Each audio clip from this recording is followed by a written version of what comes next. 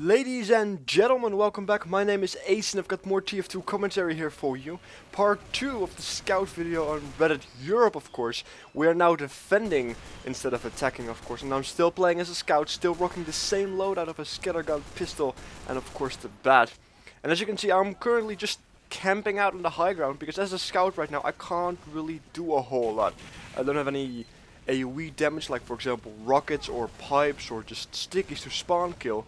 And I can't really get behind the enemies because, well, they're at spawn. There's no real way to get behind it. So I'm just trying to soften them up as much as I can. As well as, of course, just trying to pick off people that are already out of spawn, as you can see right here. For some reason got really lucky though, because close quarter combat as a scout against the soldier usually doesn't end too well. But I did manage to get the pick on him before he shot a second rocket. And of course the scout had run away, trying most likely the same tactic that I used in part 1. And if you haven't seen part 1, there should be either a video response or a link somewhere so you can look that up as well. And I did manage to get some responses actually from some people that I have been playing on this match. So it's quite nice to see that people recognize themselves in matches, because I always like to see myself doing good in somebody else's matches.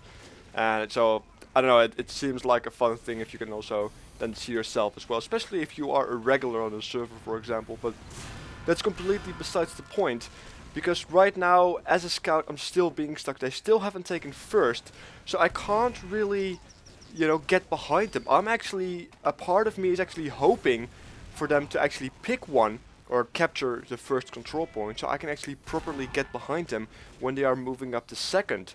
Because right now the only thing I can do is just distract, which is of course a very important thing to do as a scout, especially in this stage of the match.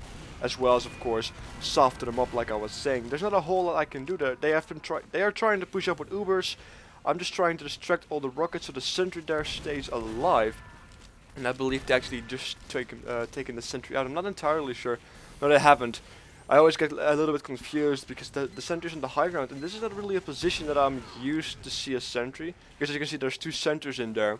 So also a weird decision to have two sentries up there, even though a sentry on a more convenient spot would be a lot more, well, efficient, I suppose.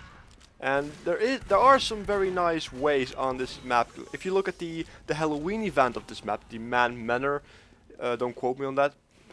That map is so bad to play on, especially as a scout, because all the alternative routes, or routes depending on how you are supposed to pronounce it, are either not there or I don't know. Well, yeah, I suppose not there really. And the whole map, the whole Halloween event is basically just there for the Halloween event. It's a really bad map in my opinion. While the Mountain Lab, which is basically the normal version of that Halloween event map, is quite okay. It's just that certain alternative routes are not as convenient as one would have hoped. That's, by the way, as a scout that I missed initially. And it's too bad because you know, Halloween events maps are supposed to be fun to play on, especially when it's Halloween. I dislike maps that are built in a way where, you know, the designer has spent too much time on making it look awesome instead of actually making it awesome. You know what I mean? That's just a personal opinion, don't get me wrong, but I suppose other people really enjoy the map, just like Harvest. Like, I do really enjoy Harvest, it's just that the map itself is just really bad.